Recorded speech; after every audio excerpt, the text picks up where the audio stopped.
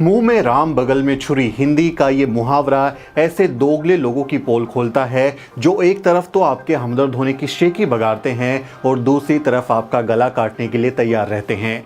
दलितों, पिछड़ों और आदिवासियों के मामले में बीजेपी का भी यही चरित्र है। बुधवार को पीएम मोदी ने नई कैबिनेट बनाई और उसमें चुन चुनकर दलित और पिछड़ी जातियों से मंत्री भर लिए। कुल 27 ओबीसी मंत्री बनाए गए हैं। ऐसा करके पीएम मोदी ने ये संदेश देना चाहा कि कैसे बीजेपी ओबीसी की सबसे बड़ी हितैषी पार्टी है, लेकिन असल में खेल कुछ और ही चल रहा है। बीजेपी ने बुधवार को ओबीसी के मंत्री बनाए और अगले ही दिन यानी शुक्रवार को ओबीसी का हक मार लिया। दरअसल मद्रास हाईकोर्ट में बीजेपी ने तमिलनाडु सरकार के उस फैसले का विरोध किया है जिसमें मेडिकल एंट्रेंस एग्जाम नीट के प्रभाव के अध्ययन की बात कही गई है और ओबीसी आरक्षण को लागू करने की मांग की जा रही है। मोदी सरकार ने मद्रास हाईकोर्ट में बाकायदा एफिडेविट देकर कहा है कि नीट में ओबीसी आरक्षण पर तमिलनाडु सरकार की बनाई जस्टिस ए.के. रंजन कमेटी गैर जरूरी और अवैध है। कमेटी को दिए गए निर्देश न सिर्फ सुप्रीम कोर्ट की स्थिति और विशेषाधिकार के खिलाफ हैं, बल्कि एक निरर्थक प्रयास भी हैं, क्योंकि सुप्रीम कोर्ट की ओर से घोषित किए गए कानून सभी पदाधिकारियों पर लागू होते हैं। नीट यानी national eligibility cum entrance test में फिलहाल ओबीसी आरक्षण लागू नहीं है। नीट के तहत ऑल इंडिया कोटा में ओबीसी छात्रों को मेडिकल की पढ़ाई के लिए आरक्षण नहीं दिया जा रहा। तमिलनाडु सरकार की मांग है कि या तो ओबीसी को आरक्षण मिले या फिर नीट को ही खत्म कर दिया जाए और राज्यों को अधिकार मिले कि वो मेडिकल की पढ़ाई में किसको कितना आरक्षण देंगे। तमिलनाडु की स्टालिन सरकार ने 10 जून को जस्टिस ए.के. राजन कमेटी बनाई थी। कमेटी का काम है कि उसे ये पता लगाना है कि नीट का क्या प्रभाव पड़ा है और तमिलनाडु सरकार नीट में ओबीसी आरक्षण लागू करना चाहती है। लेकिन स्टालिन सरकार के इस फैसले के खिलाफ तमिलनाडु बीजेपी के स्टेट सेक्रेटरी के नागराजन मद्रास हाईकोर्ट पहुंच गए और इसका विरोध किया। यानी बीजेपी ने खुले तौर पर ओबीसी आरक्षण का विरोध किया है। नागराजन की पीआईएल के जवाब में मोदी सरकार ने कहा कि तमिलनाडु सरकार की कमेटी गलत है, गैर जरूरी है। नीट में ओबीसी आरक्षण का मसला फिलहाल सुप्रीम कोर्ट में लंबित है, लेकिन वहां भी मोदी सरकार ओबीसी का हक मारने की कोशिश कर रही है। मोदी सरकार का कहना है कि अगर सुप्रीम कोर्ट नीट में ओबीसी को आरक्षण दे देता है तो ठीक है, हम नहीं देंगे। लेकिन वहीं ईडब्ल्यूएस यानी सवर्ण आरक्षण के मामले में मोदी सरकार ने मामले को सुप्रीम कोर्ट तक जाने ही नहीं दिया, बल्कि पहले ही ईडब्ल्यूएस आरक्षण को नीट में लागू कर दिया। लेकिन ओबीसी के मामले में बीजेपी दोगली नीति अपना रही है।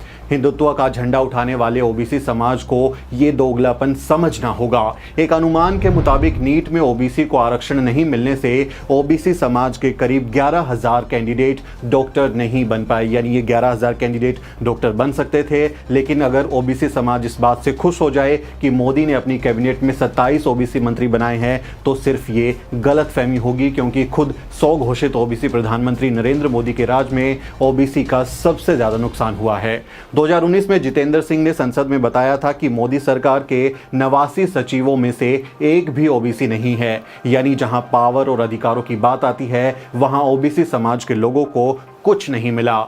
इस समय देश की सबसे बड़ी अदालत सुप्रीम कोर्ट में एक भी ओबीसी जज नहीं है, लेकिन मोदी सरकार कॉलेजियम के जजों को राज्यसभा तो भेज देती है, लेकिन ये सवाल नहीं उठाती कि वहां ओबीसी के जज क्यों नहीं हैं।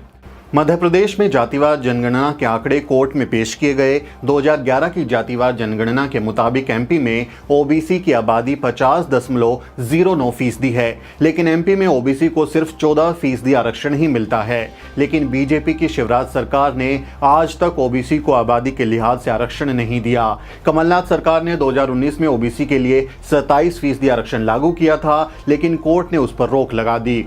तब से शिवराज सरकार ओबीसी आरक्षण के पक्ष में ठोस दलील तक नहीं पेश कर रही। यानी हर जगह बीजेपी ओबीसी को निपटाने में लगी हुई है। ओबीसी के अधिकारों की गारंटी के लिए लंबे समय से जातिवार जनगणना की मांग हो रही है, लेकिन मोदी सरकार 2011 के जातिवार जनगणना के आंकड़े दबा कर बैठ गई है। अगर आंकड़े सामने आए तो पता चल जाएगा कि किसका हक मारा गया और किसने सबसे ज्यादा मलाई खाई है। लेकिन मोदी सरकार जानती है कि अगर आंकड़े बाहर आए तो मंडल कमीशन की सिफारिश पर ओबीसी को मिले 27% आरक्षण को बढ़ाकर 50% करने की मांग तेज हो जाएगी। इसलिए आंकड़ों पर सांप की तरह कुंडली मारकर बैठ गई और कुछ रेवड़ियां बांटकर ओबीसी को बहलाने की कोशिश कर रही है। वरिष्ठ पत्रकार दिलीप मंडल की इस पोस्ट से आपको ये बात समझने में और आसानी होगी। दिलीप मंडल लिखते हैं, मोदी ने 27 ओबीसी मंत्री बना दिए और नीट के ऑल इंडिया कोटा में ओबीसी आरक्षण लागू नहीं किया। नेशनल लॉ स्कूल के एडमिशन में ओबीसी कोटा नहीं दिया। सेंट्रल यूनिवर्सिटी में ओबीसी के पद खाली छोड़ दिए। बैंक पीएसयू के बोर्ड में किसी ओबीसी को नहीं रखा। लेटरल एंट्री से सवर्ण अफसर भर लिए गए। ओबीसी को झुंझुना भी नहीं मिला।